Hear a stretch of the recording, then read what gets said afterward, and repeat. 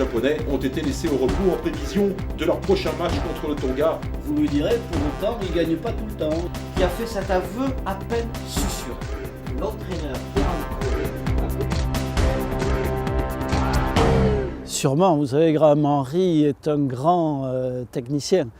Il compte, je crois, plus de 80 tests avec les All Blacks et pour une petite dizaine de défaites. Parmi ces 10, il y a d'ailleurs 2 Françaises. Tout le monde est en place. Apparemment, Carter n'est pas blessé. C'est une intox qui court, info ou intox qui court ici en Nouvelle-Zélande. Certains journalistes mal intentionnés ou bien informés peut-être disent qu'il est blessé au poignet parce que l'équipe de Nouvelle-Zélande sans Carter, c'est quand même pas la même équipe, quoi. Certain que sans sélection, dans une équipe nationale, c'est déjà quelque chose de très fort. Quand c'est sans sélection dans le cadre des All Blacks, c'est sûrement encore plus fort. D'ailleurs, la presse néo-zélandaise a fait un classement des 20 meilleurs joueurs de l'histoire All Black. Mako est 3e, la première place étant au grand second de ligne néo-zélandais qui était Colin Meads des années 60, Carter en 5e position. Donc voilà, ça le consacre, je dirais, dans les incontournables, toutes époques confondues. Contrairement à ce qu'on disent les All Blacks, et notamment la presse All Black, qui est un peu un état d'esprit tabloïd à la britannique, c'est la meilleure équipe du moment.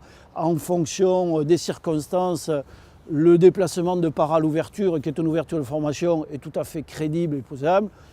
Le jeune Doussin qui a été appelé ne connaît pas encore ses partenaires équipe de France, il faut qu'il s'intègre dans le groupe. Et que Trenduc, c'est une sage décision qui a été prise de le faire se reposer. Ils peuvent relever le défi du jeu et faire un très beau match, se rassurer. Mais stratégiquement, on est sur 2 systèmes de jeu. Parce que les All Blacks ont cette particularité de ne pas s'occuper de l'adversaire. C'est-à-dire ce sont des vagues qui arrivent. Donc il faut véritablement être prêt défensivement. Il faut pouvoir leur contester le ballon, c'est-à-dire à récupérer quelques ballons, si on veut, de son côté, un petit peu tirer parti. Et si on avait la chance de les retrouver en finale, je pense que les Français appliqueraient un système qui met du combat partout sur le terrain, jusqu'à plus soif, je dirais, et jusqu'à ce que le match devienne tout autre.